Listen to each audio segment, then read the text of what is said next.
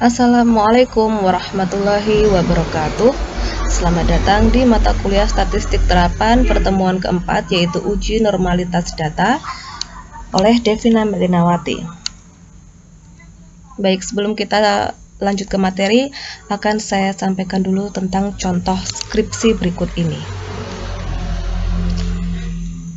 Ini adalah contoh skripsi dengan judul Pengaruh Kemampuan dan Motivasi Kerja Terhadap Kinerja Karyawan, studi kasusnya di BNI Syariah. Ini adalah salah satu contoh skripsi dari mahasiswa UIN Jakarta.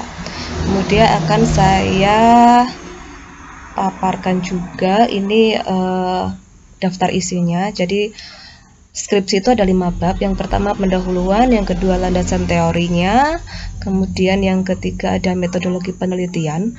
Kalau metodologi penelitian ini harusnya sudah dipelajari ya di semester nanti semester 5 atau 4 nanti ya.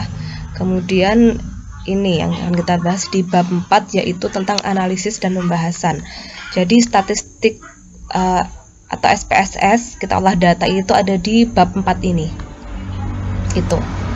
Nah, di sini nanti kita buka di bab 4-nya halaman 56. Nah, ini kita masuk di bab 4, yaitu penelitiannya ya, analisis dan pembahasan.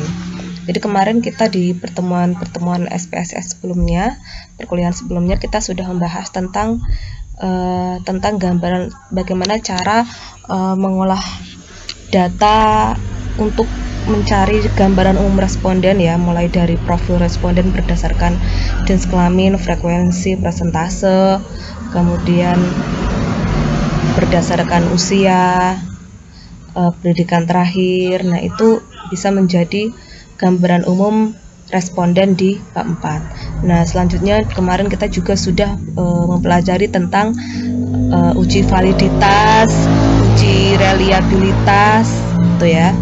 Ingat ya, validitas, apakah ini pernyataan atau pertanyaannya itu valid, caranya bagaimana. Nah, nanti teman-teman yang sudah dipelajari kemarin kalau membuat skripsi seperti ini nanti ya. Ini reliabilitasnya ya, Cronbach's alpha-nya itu di atas 0,7. Nah, sekarang berikutnya ada uji normalitas. Jadi uji normalitas itu apa sih ya? Setelah kemarin kita melakukan uji validitas dan reliabilitas. Ya, kita kembali ke materi tentang uji normalitas. Apa sih itu uji normalitas? Jadi uji normalitas itu untuk menilai sebaran data atau nilai residual. Kita sebut sebaran data dulu aja untuk lebih mudahnya. Jadi untuk menilai sebaran data, apakah data itu berdistribusi normal atau tidak.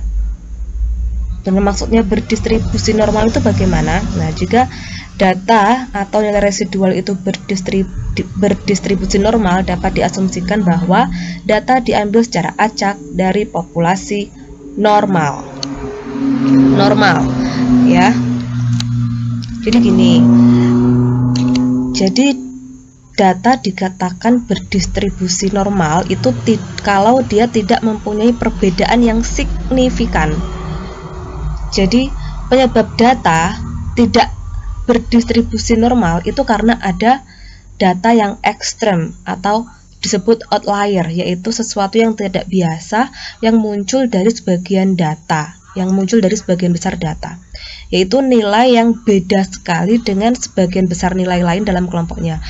Misalnya nilainya terlalu kecil atau terlalu besar. Ibaratnya itu datanya itu tidak berdistribusi normal karena ada data yang jomplang gitu ibaratnya. Nah, contohnya ini ya, hasil nilai ujian itu ada 50, 54, 62, terus ada 25 siswa.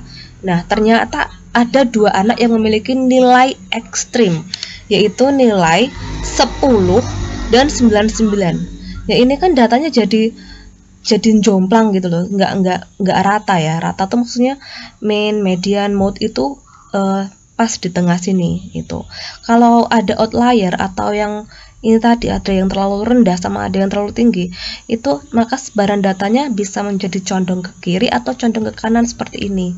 Nah, ini namanya datanya tidak menyebar atau tidak berdistribusi secara normal. Itu. Jadi ada yang terlalu mencolok gitu ya. Beda, nggak normal itu. Kalau yang normal tuh yang distribusinya seperti ini. Nah, kembali ke sini ya. Jadi gimana kita tahu kalau data itu berdistribusi normal atau tidak? Caranya kalau pakai uji statistik menggunakan uji Kolmogorov-Smirnov. Nah, nilai signifikansi lebih besar sama dengan 0,05 berarti data atau nilai residual itu berdistribusi normal. Nah, nanti kita bisa latihan ya. Kemudian saya sisipkan juga tentang contoh-contoh judul skripsi. Ini yang kuantitatif ya, jenis kuantitatif. Nah, untuk jenis penelitian yang kuantitatif ini biasanya menggunakan SPSS ya untuk analisis di bab 4. Contohnya judulnya ada kata-kata pengaruh. Kalau ini nomor 1 dan nomor 2 ini untuk biasanya untuk prodi komunikasi penyiaran Islam. Pengaruh media sosial Instagram terhadap minat fotografi pada mahasiswa KPI di sekolah tinggi mana? Atau pengaruh mengakses media chatting terhadap komunikasi interpersonal mahasiswa jurusan KPI di universitas mana? Kalau yang nomor 3, 4 ini contoh untuk skripsi prodi ekonomi syariah. Misalnya pengaruh motivasi dan kemampuan terhadap kinerja karyawan BNT mana? Pengaruh pendapatan masyarakat terhadap perilaku konsumsi sepeda motor dalam perspektif ekonomi Islam studi kasus daerah mana? Nah, kenapa saya kasih merah dan saya kasih biru? Jadi yang merah dan biru ini namanya variabel. Variabel itu yang akan kita teliti, yang akan kita hitung skornya itu loh, ya. Jadi kalau yang merah ini variabel bebas atau variabel independen. Ini biasanya mempengaruhi variabel yang ini nih. Ini namanya variabel terikat atau variabel dependent.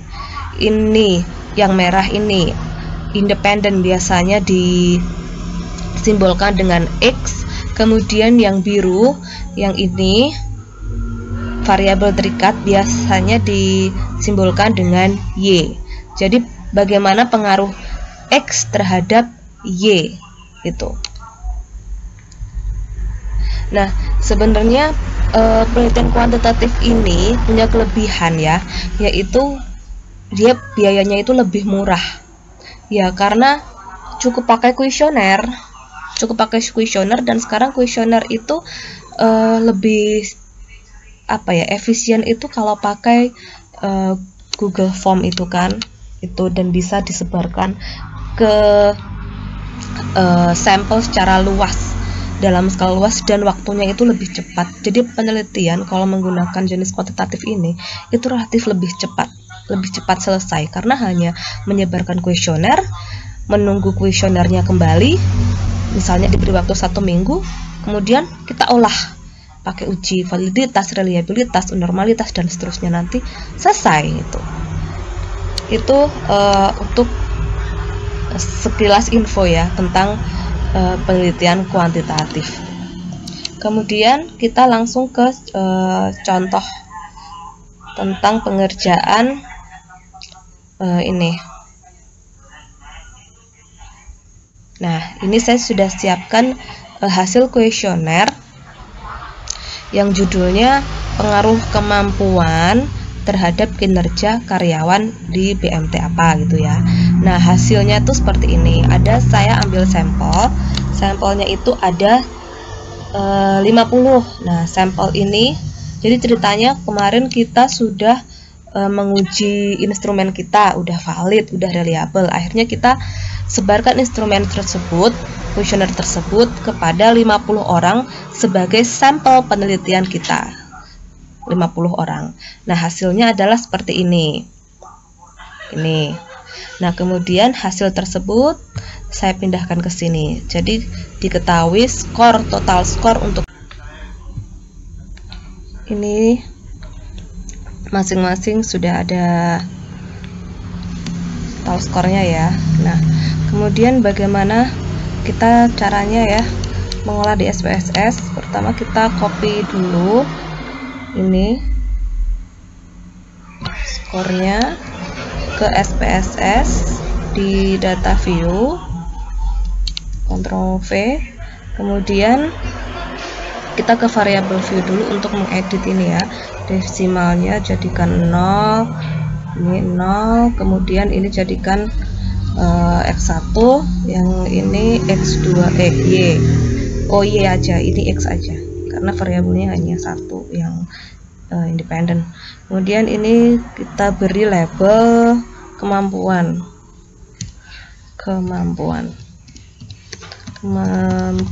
kemudian yang ini kita beri label ini adalah kinerja. Nah, kita kembali ke data view, kita lihat hasilnya ya. Ini sudah jadi seperti ini. Kemudian gimana cara kita menguji distribusi normalnya? Caranya kita harus cari dulu nilai residual. Cara mencari nilai residual adalah klik analyze, kemudian regresi, kemudian linear. Nah, kemudian kita masukkan, nah, tadi kita sudah pelajari mana yang dependen ya. Yang X itu independen ya, masukkan ke sini. Kemudian yang kinerja itu dependen atau terikat, yang ini yang bebas. Kemudian kita save. Nah, kita pilih yang residual unstandarized. Ini continue, kemudian kita klik OK. Nah, nanti akan muncul hasilnya seperti ini. Ini adalah residual, kemudian kita close saja ya. Hasilnya seperti ini. Tapi kita ini close aja. Kalau ada notifikasi ini kita apakah mau simpan, kita klik no, nggak usah simpan karena kita akan mencari nilai residualnya aja ini. Nah, setelah kita mencari nilai residual, kemudian kita pengen tahu apakah nilai residual ini nilainya kurang atau lebih dari sama dengan 0,05 tadi yang uji Kolmogorov-Smirnov. Nah, kita klik analyze, kemudian klik non parametric test, kemudian legacy dialogs, pilih one sample KS ini Kolmogorov-Smirnov. Klik. Nah, kemudian karena kita mau ngecek yang ini ya, apa nilai residual, kita pilih yang ini, kemudian klik normal dan oke. Nah, akan muncul hasilnya seperti ini. Nah, ini adalah ini nih, hasilnya yang ini. Sedangkan tadi syaratnya adalah ini, data atau nilai residual berdistribusi normal jika nilai signifikansinya lebih besar sama dengan 0,05. Nah, sekarang kita cocokkan ini ya. Ini 0,061. Berarti lebih besar ya, berarti datanya atau nilai residualnya berdistribusi normal. Nah, kita copy ke Word.